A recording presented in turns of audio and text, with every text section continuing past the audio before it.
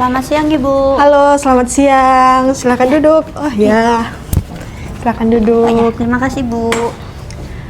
Oke, kamu Arel ya yang kemarin mengisi Google Form Ya. untuk sesi konseling? Ya, Bu, benar saya. Oke, halo Arel. Ya. Bagaimana nih dengan posisi duduknya? Apakah sudah nyaman?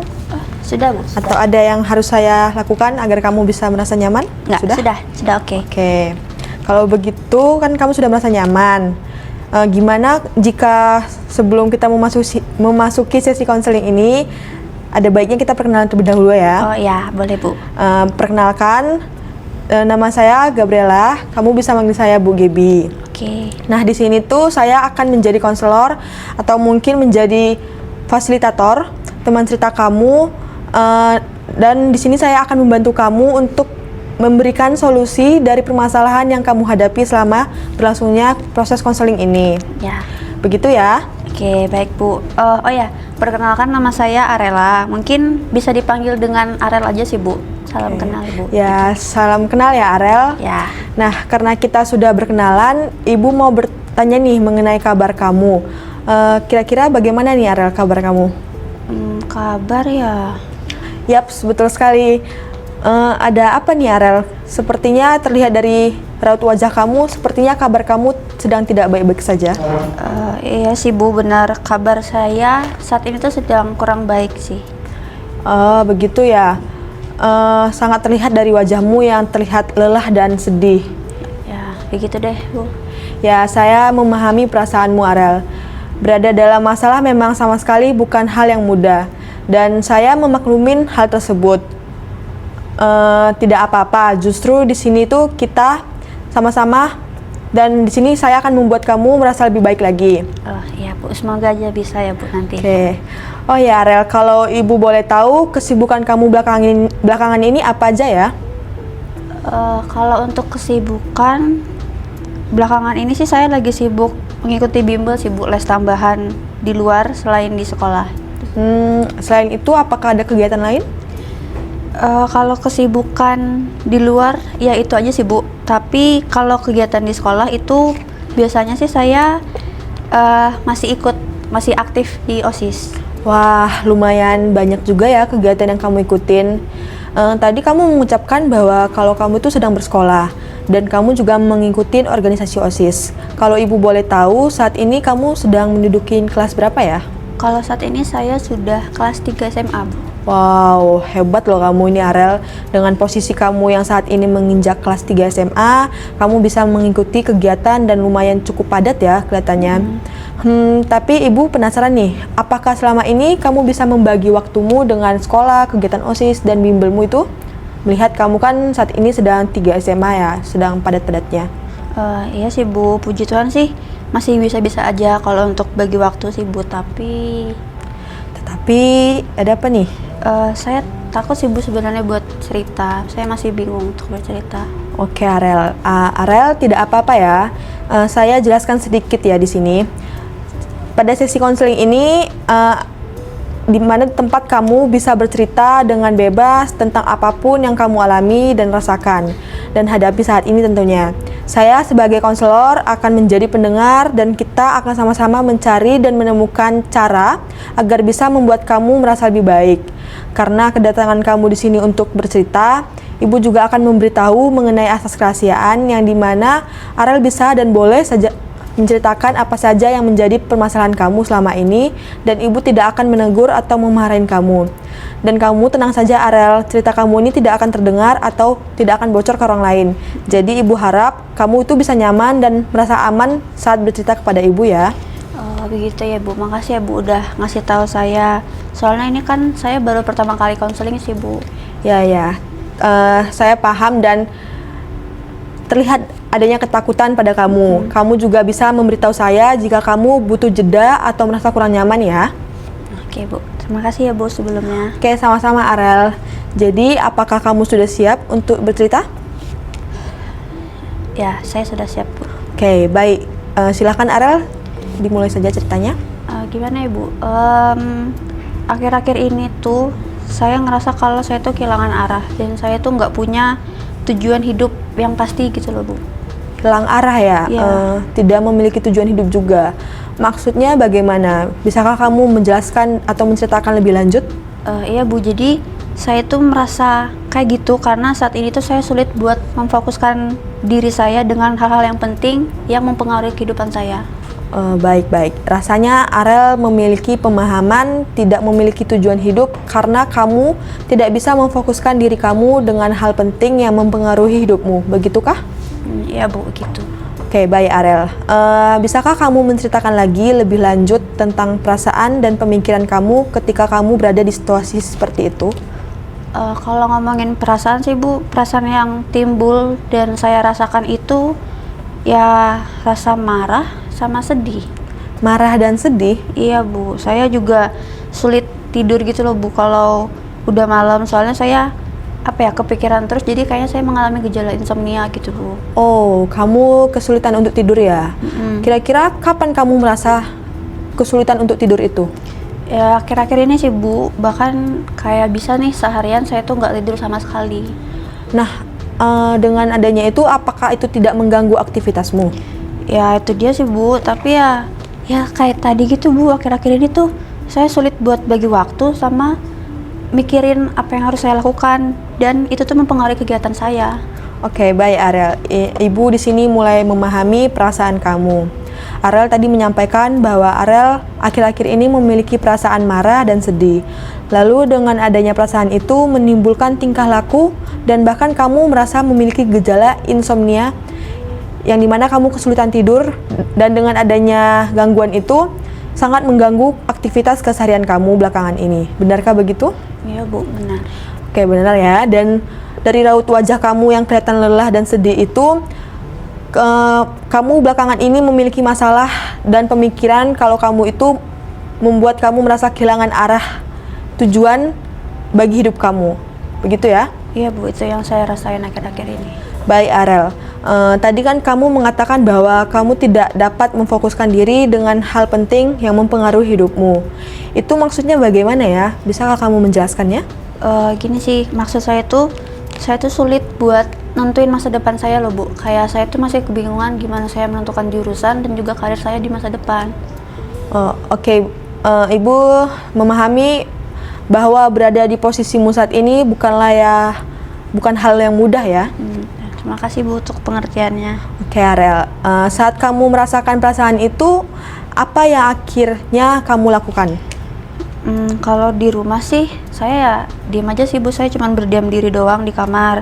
Tapi kalau di luar saya narik diri sih dari lingkungan sosial saya. Kalau saya boleh tahu, mengapa kamu menarik diri dari lingkungan sosialmu? Ya Bu, jadi saya itu ngerasanya kayak nggak enak aja dan nggak nyaman dengan lingkungan sosial saya jika saya tuh berada dalam situasi tersebut. Oke, Arel, tidak apa-apa ya. Hal itu tuh sangat bisa diterima. Lalu kalau saya boleh tahu juga, apa yang ingin kamu ubah dalam sesi konseling ini? Saya mau ngubah arah hidup saya sih Bu. Saya tuh mau supaya saya tuh punya arah tujuan hidup. Saya juga mau bisa menentukan dan memilih jurusan sama karir yang sesuai dengan kemampuan dan potensi yang saya punya. Oke, saya mengerti sekali ya. Tidak ada yang harus berubah dalam semalaman. Justru saya di sini tuh untuk menemani setiap langkah kecil yang kamu ambil. Yang terpenting adalah kamu tidak sendirian dalam proses ini. Oke, Arel, saya coba rangkum pembicaraan kita ya. Karena kan tadi kita sudah berbicara sedikit dan kamu sudah menceritakan sedikit. Jadi kamu tuh merasa marah dan sedih karena kamu tidak dapat memilih jurusan dan karir kamu dalam hidup kamu ke depannya.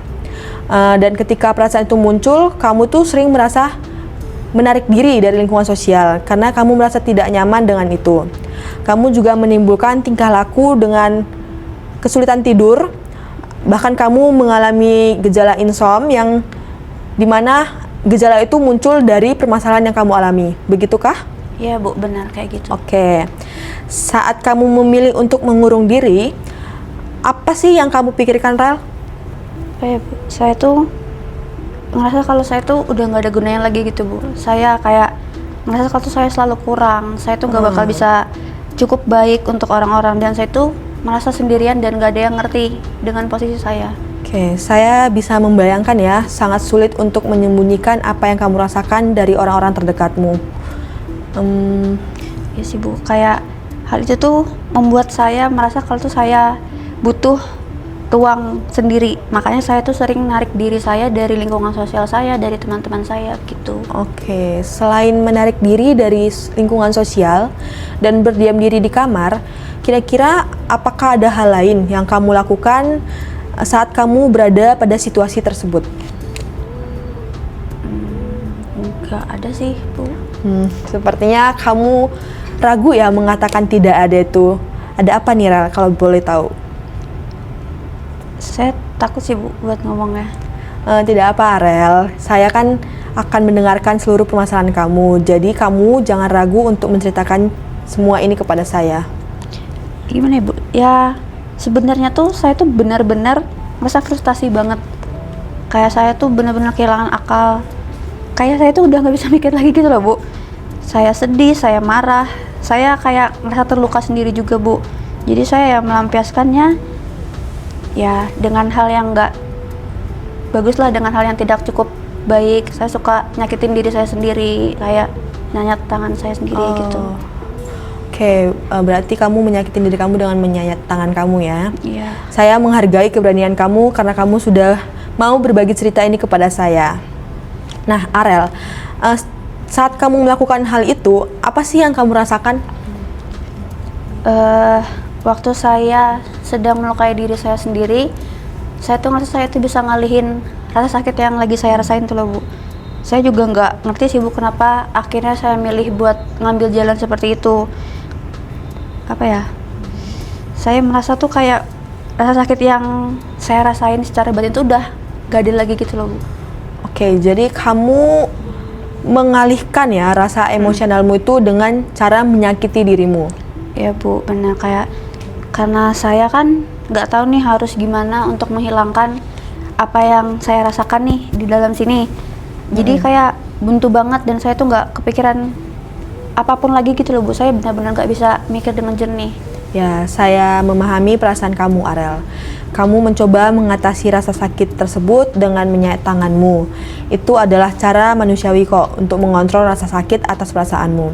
Lalu, apakah setelah kamu melukai diri kamu dengan menyayat tangan, apakah kamu merasa lebih lega?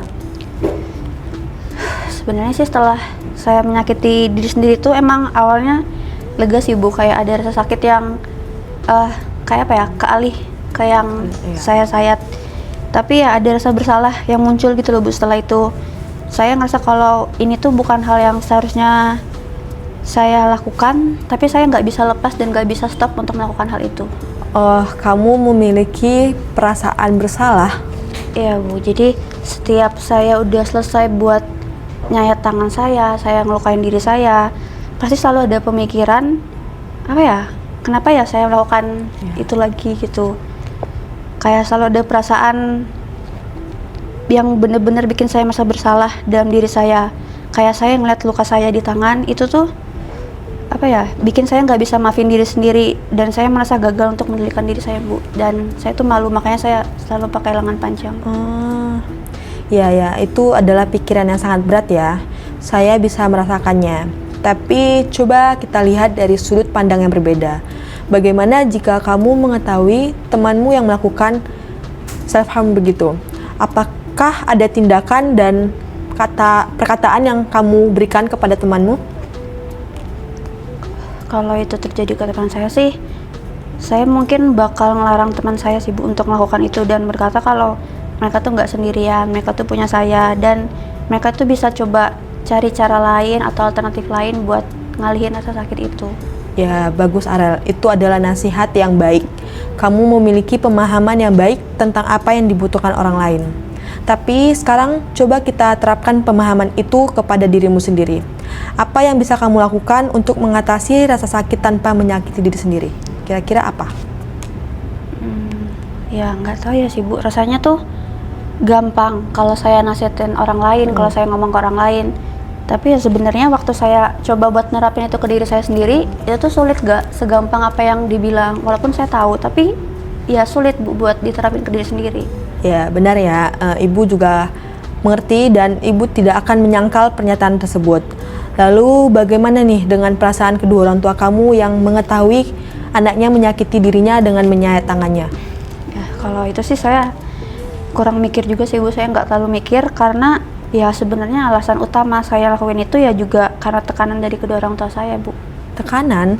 Jadi saya ngerasa kalau orang tua saya itu selalu nekan saya dan apa ya, mereka tuh nekan saya dengan hal-hal dan pilihan-pilihan yang dimana nggak sejalan dengan kemampuan dan potensi saya Bu. Pilihan ya? Kalau saya boleh tahu pilihan yang kamu maksud tadi itu apa ya? Ini Bu, sebenarnya setelah lulus SMA ini kan saya tuh sebenarnya pengen banget buat ngambil jurusan karir lalu kerja gitu di bidang sains, tapi kalau papa itu mintanya buat saya ngambil di bidang hukum. Nah, tapi kalau mama itu malah minta saya buat lanjutin di bidang manajemen, yang dimana dua jurusan dan jenjang karir itu ya bukan kemampuan saya Bu, bukan ranah saya lah pokoknya. Oke. Makin kesini tuh ibu makin memahami sekali permasalahan yang kamu hadapin ini. Iya Bu, gitu-gitu. Kira-kira ya gitu sih masalah yang saya hadapi. Oke Arel, sekilas mengingat masa lalu yang telah kamu jalanin selama ini, ibu mau bertanya, apakah dari kecil kamu tuh sudah mendapatkan tekanan? Apa kamu tuh baru mendapatkan tekanan tuh akhir-akhir ini? Ya, udah dari kecil. Dan sejak kapan kamu menjadarin hal itu? Sejak saya mau masuk SMP Bu. Saat itu kan saya mau banget nih lanjutin SMP di sekolah yang barengan sama sahabat saya waktu SD, dan orang tua saya tuh nggak setuju dan menekan saya untuk ngambil pilihan di pendidikan di sekolah yang mereka mau. Oke, dan tekanan itu berlanjut sampai kamu SMA dan sampai sekarang ya? Ya Bu, benar sekali. Oke, baik. Terima kasih Arel atas cerita kamu. Saya rasanya merasakan bahwa kamu itu ingin menjadi dirimu sendiri dan ingin memilih jurusan dan karir yang sesuai dengan kemampuan yang kamu miliki. Iya Bu, benar. Kayak saya tuh mau banget buat jalanin kehidupan saya ke depannya dengan jurusan dan karir yang sesuai dengan kemampuan saya, yang saya sukai dan saya pilih dan saya cintai. Ya benar, itu progres yang sangat baik ya Arel. Ya Bu, saya mau cobalah setelah saya sadar dengan masalah yang saya ceritakan ke Ibu. Oke, dari ceritamu tadi, kamu mengatakan sejak kecil kamu itu sudah terbiasa mendapatkan tekanan dari kedua orang tuamu, yang membuat kamu tuh sulit menentukan pilihan yang ingin kamu pilih nantinya. Terus pengalaman dan tekanan itu pelan-pelan membentuk cara kamu memandang diri kamu sendiri. Seolah-olah kamu itu tidak dapat memiliki tujuan hidup karena tidak dapat menentukan pilihan, jurusan atau karir kedepannya sesuai dengan kemampuan dan minat kamu. Nah, sekarang saat kamu mulai berasa lelah dan kehilangan fokus, itu menunjukkan bahwa hati kamu itu sebenarnya sedang mencari ruang kosong yang bisa membuat kamu lebih jujur, menjadi diri sendiri maksudnya, dan merasa cukup tanpa harus berpura-pura dengan adanya tekanan. Dan itu adalah langkah awal yang sangat berani dan penting. Nah, sekarang mari kita bahas bagaimana cara bisa menyelesaikan masalah ini ya. Ya, oke Bu. Oke, perubahan itu nggak harus besar dan langsung sekali selesai. Kadang bisa dimulai dengan langkah kecil yang kamu paling nyaman lakukan. Nah, Arel tadi kan kamu mengatakan bahwa kamu itu ingin memiliki tujuan dan arah hidup lagi. Kamu juga ingin memilih jurusan dan karir sesuai dengan kemampuanmu. Apakah begitu? Iya Bu, benar. Kayak saya juga mau mampu untuk mengendalikan dan mengelola emosi saya. Oke, Arel, coba ibu meminta kamu membayangkan bagaimana jika kehidupan kamu, kalau kamu mengikuti kata hati kamu atau mengikuti kemampuan yang kamu miliki. Dan ibu juga meminta kamu untuk membayangkan jika kamu mengikuti dan menjalankan tekanan dari orang tuamu itu, apakah yang terjadi? Coba kamu bayangkan sejenak.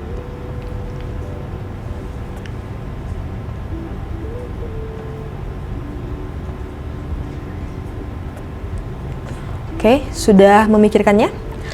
Dan kira-kira apakah kamu memiliki jawaban? Udah Bu, saya pastinya bakal milih untuk menjalankan hidup dengan keinginan dan juga kemampuan saya. Mengapa kamu memilih itu? Ya karena saya rasa kedepannya saya yang akan jalani kehidupan saya sehari-harinya. Jadi kalau saya tuh menjalani sesuatu nggak sesuai dengan keinginan saya dan nggak sesuai dengan kemampuan saya, mungkin rasanya bakal lebih berat Bu untuk dijalani, karena pasti saya selalu ngerasa kalau akan ada pressure ke depannya. Ya, keinginan dan pemikiran yang bagus ya Arel yang kamu ucapkan tadi. Mengapa akhirnya kamu memutuskan hal tersebut? Ya saya akhirnya bisa lah Bu mulai pelan-pelan menerima dan memahami kalau sebenarnya saya itu pengen buat belajar dan menerima hal tersebut tanpa menyakiti diri saya sendiri.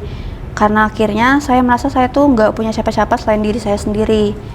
Dibanding menyakiti diri saya, lebih baik saya tuh ngajak diri sendiri untuk berkembang, untuk tumbuh, dan beranjak untuk meninggalkan penderitaan ini. Ya, bagus sekali ya Arel.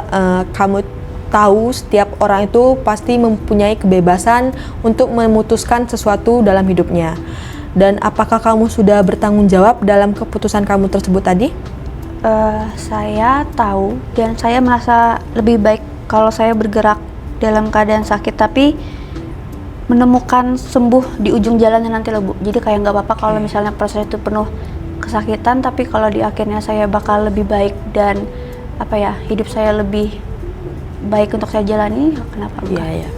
Ibu sangat bangga sekali dengan tekadmu itu. Dan Ibu paham bahwa berubah dalam kondisi sekarang bukan hal yang mudah dilakukan.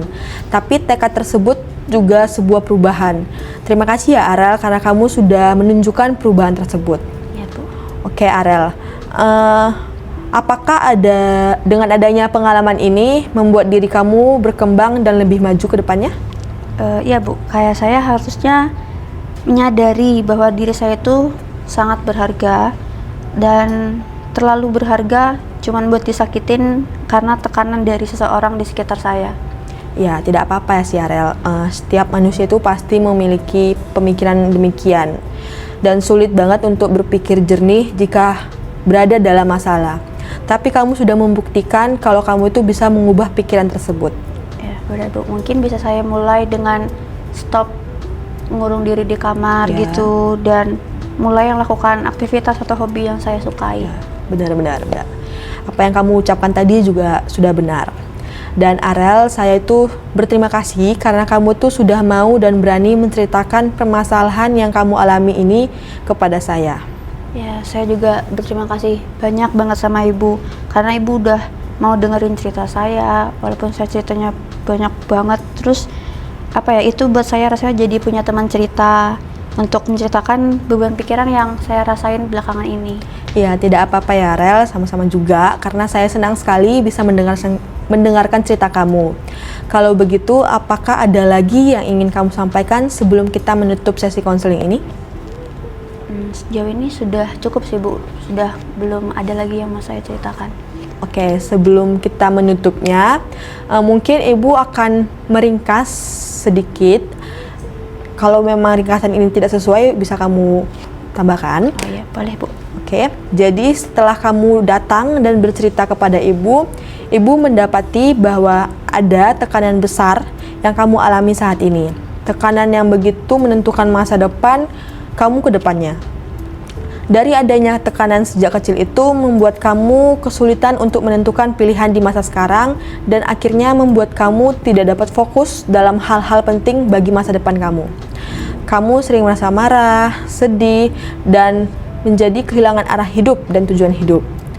Dengan adanya tekanan itu sangat mempengaruhi pikiran kognitif kamu yang tadi kamu tidak memiliki tujuan hidup, lalu pikiran emosi kamu merasa marah dan sedih, terus tingkah laku kamu kesulitan tidur dan bahkan mengalami gejala insomnia. Dan melukai fisik kamu juga, kamu tadi menyayat tangan kan seperti yang kamu bilang. Dan bahkan membuat interaksi sosial kamu itu berkurang dan menjadi bermasalah. Ya. Benarkah begitu?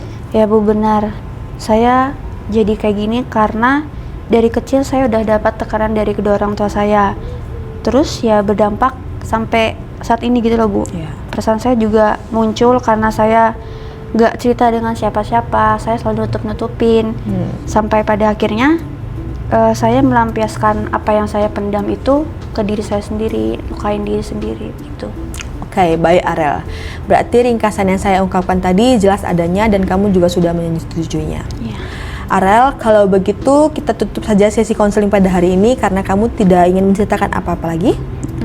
Oke, jika kamu sudah merasa lebih baik dan jika kedepannya kamu memiliki masalah, mungkin kamu bisa mengabari saya atau menghubungi saya dan saya akan membantu dan pastinya akan mendengarkan cerita kamu lagi. Oke, baik Bu. Saya berterima kasih juga ke Ibu karena Ibu sudah bisa bantu saya untuk menemukan apa yang harus saya lakukan dan membuka pikiran saya dalam menyelesaikan beberapa permasalahan yang sedang saya hadapi. Tentu Arel, tentu. Saya senang sekali sudah mendengarkan semangat kamu hari ini. Iya, kalau gitu saya izin pamit ya Bu. Oh, kamu ada kegiatan lain ya? Iya Bu, masih Oke. ada ditunggu orang soalnya. Oke. Ya. Terima kasih Arel sudah mau bercerita. Semoga menjadi langkah baik untuk kamu ke depannya. Amin. Oke. Makasih banyak Bu. Hati-hati di Udah jalan bantu ya. saya. Iya Bu.